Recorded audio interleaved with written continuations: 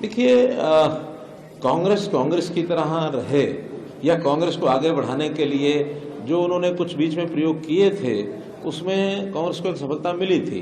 चाहे वो नरसिम्हा राव जी को प्रधानमंत्री बनाया था और चाहे उन्होंने मनमोहन सिंह जी को बनाया था, वो भी 5 साल शासन कर गए, फिर वो भी 10 साल शासन कर गए।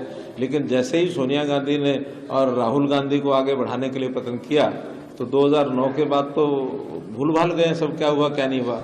और लौट करके कांग्रेस को खड़ा करने के लिए वो आए तो बड़ी अच्छी बात है। और उसके साथ साथ मैं तो अपने नेता प्रतिपक्ष को भी कहूंगा कि हरियाणा में कांग्रेस को जिंदा रखना है तो किसी और को आगे बढ़ाएं। अगर ये भी दीपेंद्र के पीछे लगे रहेंगे तो जैसे वहां हालत हुई यहाँ भी वैसे रहेगी। धन्यवाद। अब तो हमने विदेश में भी, क्योंकि जब मैं दुबई गया था तो वहां कुछ ऐसे एजेंसीज के साथ मीटिंग की थी कि विदेश में जहां जहां जितनी जरूरत मैन पावर की है हम उसको सप्लाई करने के लिए तैयार हैं। तो वो सारे मैच्योर हो रहा है। और अभी 1000 लोग इजराइल ने मांगे हमारे से और 2 देशों ने कुल मिला के 150 तो है, 1150 की हमने ऐड भी निकाली है कि जो लोग स्किल्ड हैं वो इस अंदर अप्लाई करें। और फिर उसका चयन का तरीका, क्योंकि उन एजेंसीज को भी बुलाना पड़ेगा जिन्होंने रखना है, वो पैरामीटर उनके भी हैं, तो उस हिसाब से उन शर्तों पर चयन करके वहां भेजेंगे। और ये संख्या बढ़ सकती है क्योंकि आज दुनिया में बहुत ऐसे देश हैं जहां मैन पावर की बहुत आवश्यकता है। और उस मैन पावर के नाते से अब भी वैसे भी हमारा युवक हरियाणा और पंजाब के तो विदेश में जाने के लिए तरह तरह के हथकंडे अपनाते हैं, इलीगल हथकंडे भी अपनाते हैं, जो हमने मना किया कि नहीं करना है क्योंकि रिस्क, लाइफ को रिस्क होता है तो वो नहीं अपनाना चाहिए।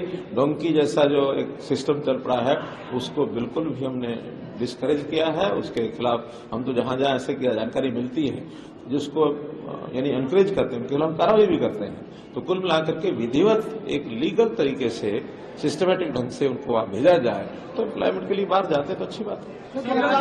इसमें जो इजराइल में जो जा रहे हैं, जैसे जो HKRN के तहत जो युवाओं को या रोजगार के लिए भेजा जा रहा है, कांग्रेस इसके लिए कह रही है कि इजराइल में युद्ध चल रहा है, इस तरह की स्थिति हुई है कि यहाँ के युवाओं को या यहाँ के लोगों को वहाँ भेजना तो उचित नहीं आता। देखिए, ये परस्पर कोई जबरदस्ती नहीं जाने वाला है।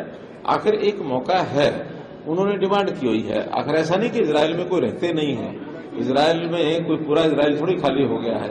और इजराइल में अगर उनकी आवश्यकता है, वहां दूसरे देशों से लोग वहां आते थे, अब दूसरे देश के लोग वहां नहीं आएंगे, हमारे वहां जाएंगे तो जिनकी इच्छा वो जाएंगे। कोई किसी को जबरदस्ती नहीं भेज रहे हैं, एक एडवर्टाइजमेंट निकाली है, जिनको जाने की इच्छा होगी वो जाएंगे। हमारे न भेजने के बाद भी लोग जाने के लिए अलग अलग रास्ते खोज रहे हैं, तो हमने तो एक विधिवत चैनल दिया है और इस चैनल में आज भी इजराइल तो सबके लिए खुला है। ऐसा नहीं कि लोग इजराइल जाना बंद हो गए हैं।